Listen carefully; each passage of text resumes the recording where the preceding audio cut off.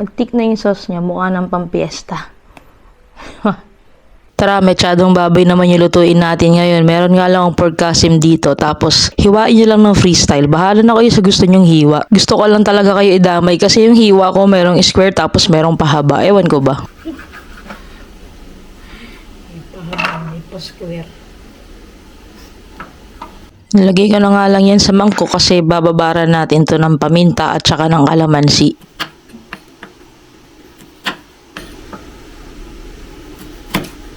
Wala akong measurement dito, bali thermometer lang gamit ko dyan. Nilagyan ko nga rin pala ng toyo yan nakalimutan ko lang kuhanan eh. Kaya lang mga 1 oras ko lang siya nababad, mas maganda kung 3 hours pataas. Ito nga pala yung nabili natin patatas sa carrots dun sa may grocery, pero yung patatas isa lang yung gagamitin ko dito.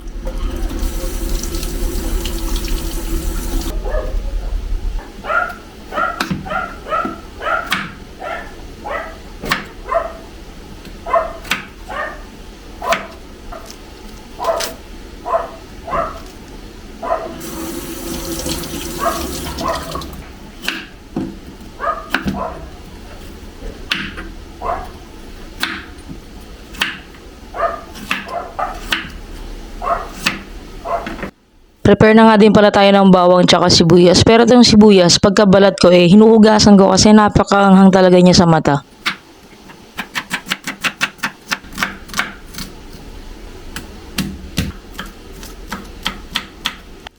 Siyempre, ligpit-ligpitin din natin yung mga kinalat natin dito. Tara, lutuin na natin. Umpisa na natin dito sa carrots tsaka patatas. Pwede naman siyang hindi iprito, pero para sa akin, mas masarap siya pag naprito.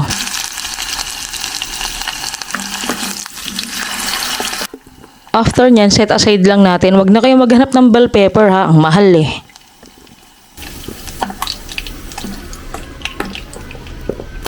I-fry na rin natin tong mga yobab natin para mas masarap lumabas yung kanyang lasa.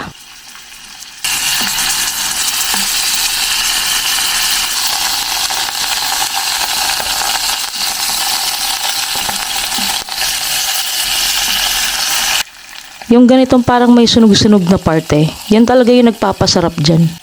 Dahil tamad tayo, lagi ko pinagsasabay yung bawang tsaka sibuyas para isaan na lang pag nangamoy na ibalik na natin dito yung ating mga baboy.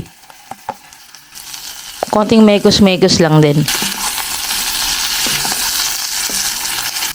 Sa part na to, iniisip ko talaga kung tomato sauce yung gagamitin ko o tomato paste. Pero naisip ko, tomato sauce na lang kasi pag tomato paste, sayang naman yung sobra.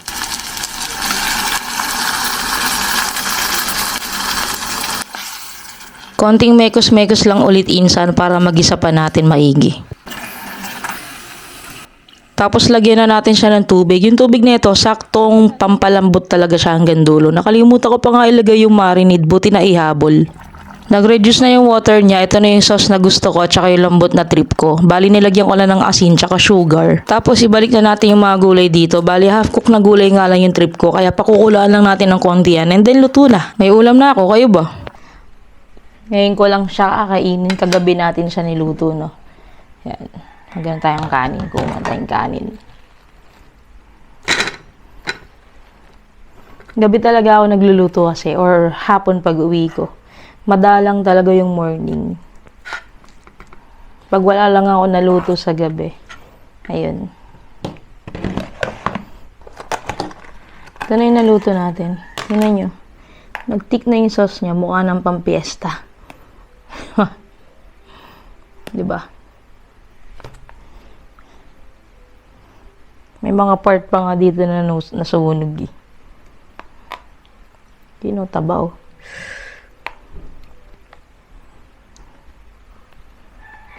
Diba? Sarap, maraming sauce.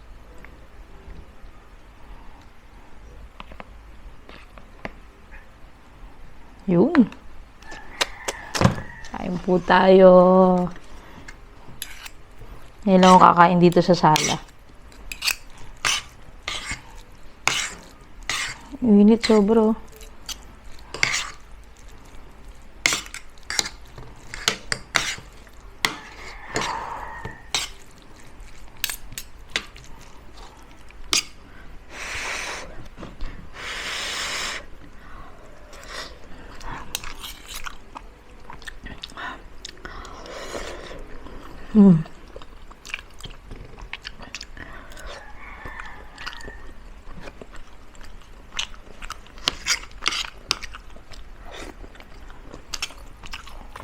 Init.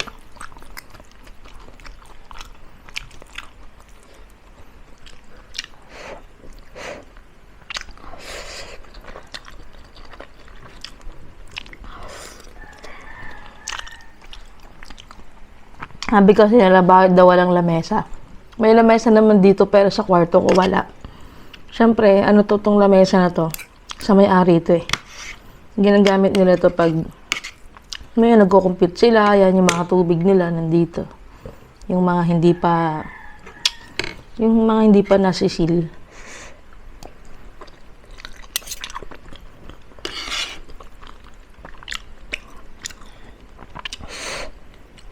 Sarap magkamay, init lang.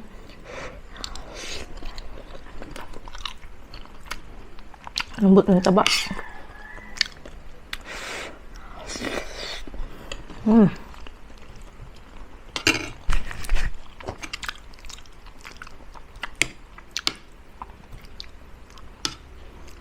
Lambot ng taba nyo.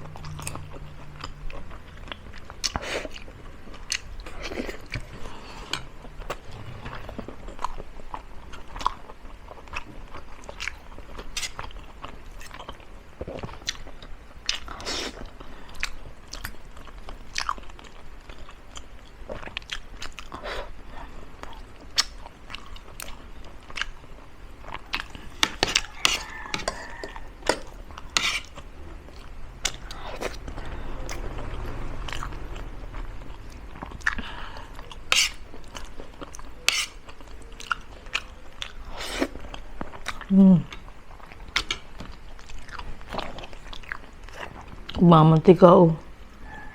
Kita ba?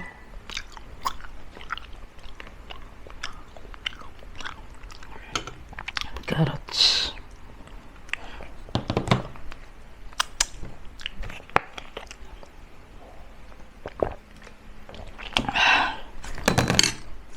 Mas maaga na lang akong kikilos bukas.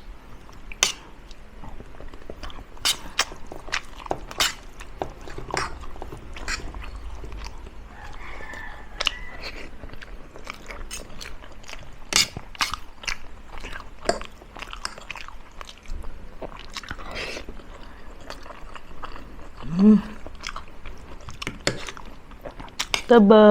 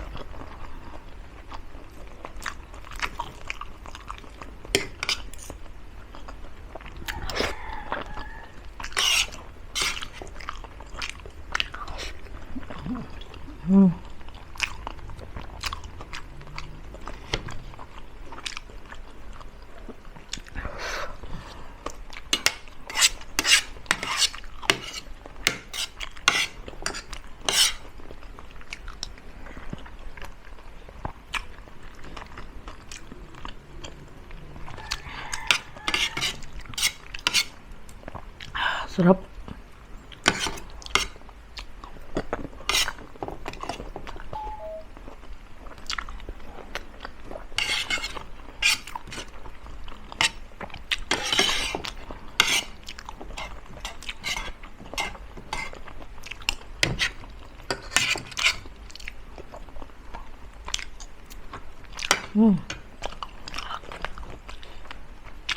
Diba?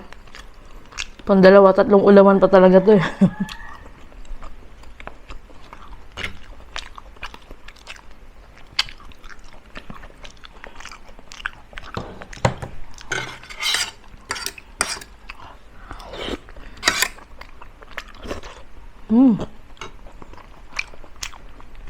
Sarap.